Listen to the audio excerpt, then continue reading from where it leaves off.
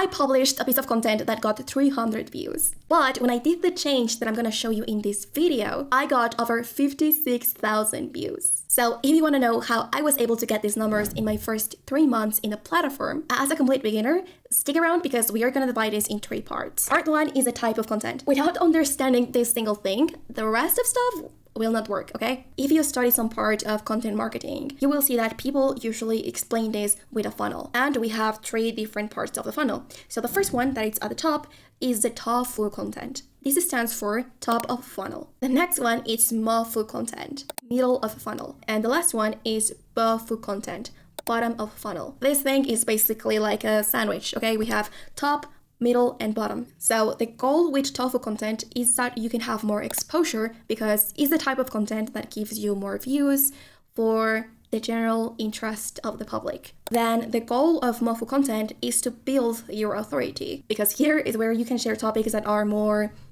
inside of a niche. And the goal with the content that it's at the bottom of the funnel is to have conversions. So this could be sales and promotional content, or here you can also use a vocabulary that it's more specific to your ideal audience or to your niche. For example, if I tell you, we are going to work with RAG. If you are not in my niche of artificial intelligence, you will probably not know that this stands for Retrieval Augmented Generation. So the reason that I'm explaining you this is because the content at the bottom doesn't give you a lot of views. It will also be hard if you share the type of content that it's in the middle of the funnel because this is appealing only for a specific niche and it doesn't have a lot of potential for more people to like it. But if you share the type of content that it's at the top of the funnel, it will have more potential of getting more views even if you're a beginner, because for the other types of content, to get good results, you need to have a little bit of experience working with them. So in my case, I'm talking in my post about how scammers are making money with AI and why your family and people that you love should care about this thing. So even if you like AI or not, this can still be interesting for you. And here, I'm just explaining you the basics of how a content strategy works.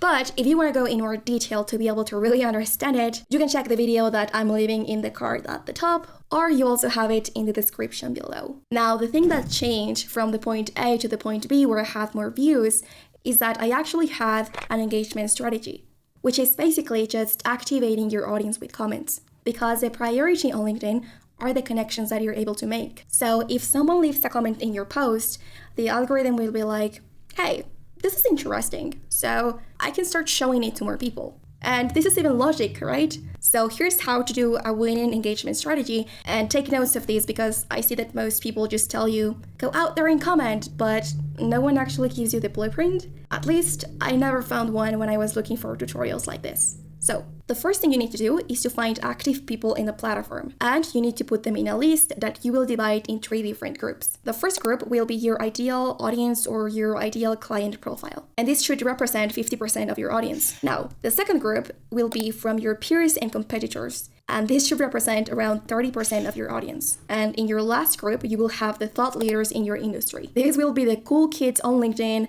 the ones that have a lot of views or the ones that are top voices, and they should represent 20% of your list. I'm giving you these numbers so you can have it as a reference, but of course, feel free to play with them if you need it. And also, keep your mind open because chances are that your audience is not pretty active on LinkedIn, or you might be like me that you have a weird intersection between niches, because I talk about how you can use AI for personal branding and for content, but I usually don't see big profiles talking about this. So what I do is to only find profiles that are big in personal branding and also to find profiles that are big in artificial intelligence and others that might be related to that. So it's not the end of the world if you don't find your people. That's actually a huge opportunity. Now, the goal with your ideal audience is just to support, to see what they do, what they like, what are their pain points. It's not hard, just don't leave random messages like, nice post, or thanks for sharing. Now, for your peers and competitors, the goal here is that you can build the relationships with them because they will open you the doors to different opportunities on LinkedIn, on events. Like,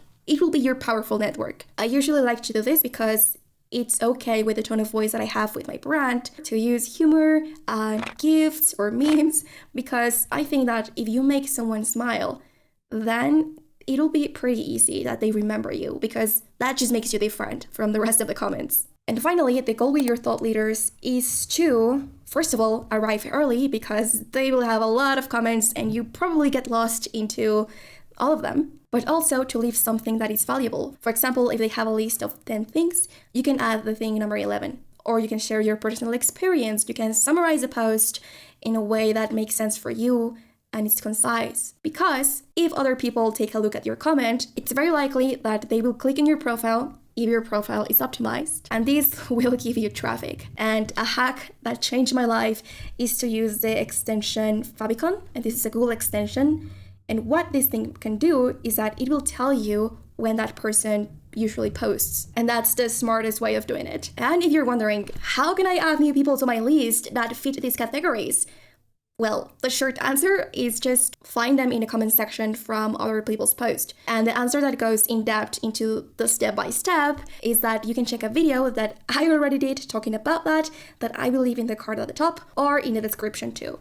Now, the second thing we need to do is to divide people by the average engagement that they usually have, which is basically just identify each profile with a different color and only take these with comments, okay? So, people who have a green profile will be the people that have around 100 comments in their post. People who have between 50 to 100 comments would be in color yellow, and in color red, you will have the people that have less than 20 comments. So, to explain this with your avatars, your thought leaders would usually be only in color green because they will have a lot of activity going on. But your gold mine will be with people that are between 50 to 100 comments, because if you're consistent commenting with them, then there's a high probability that they are going to engage back with your content. And you should avoid at all costs having a profile in color red, because this means that they are not pretty active. Or just if you have an exception that are the profiles that are just starting. This means that it's a great opportunity to find someone else to support in a platform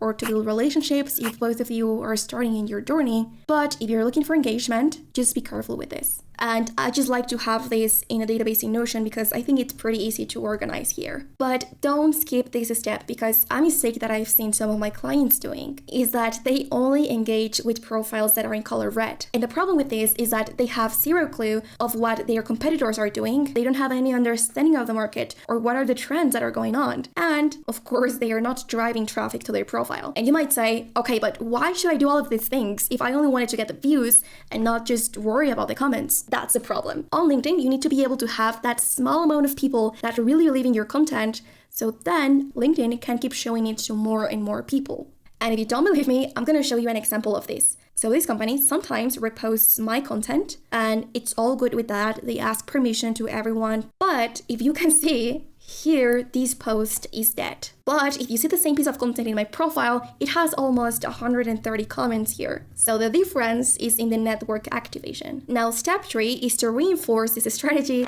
with a connection campaign. And in the long run, this is useful because it not only helps you with the views and with the engagement on your post, but also helps you to identify potential clients and grow your network. And the easiest way of doing this is that when you create content, you just need to send a message with people who send you a connection request, with people who leave a comment, with people who leave a like or a repost. The easiest part is to send a message to people who send you a connection request. So for people who do this, I usually just say, hey, and then put the name. After that, some point of personalization, if you have time, and I highly recommend you to do this. Something like, it's good to see someone else that is also into AI, or it's good to find someone else from another country because most of my connections are from the US. And finally, just ask, what are you building towards these days? And I promise you that with that, less people ghost you. But that's it. And their answers actually help you to identify people who could be a potential client if there's something that you can help with, or just to identify potential clients. Also, there's a statistic that says that if you interact with people, you will have a 70% of probability that your content will appear to them. And I've seen this happening a lot of times. I stopped looking at the content from one person and suddenly they just sent me a message because they needed something. And then, just like magic, it appears again in my feed. So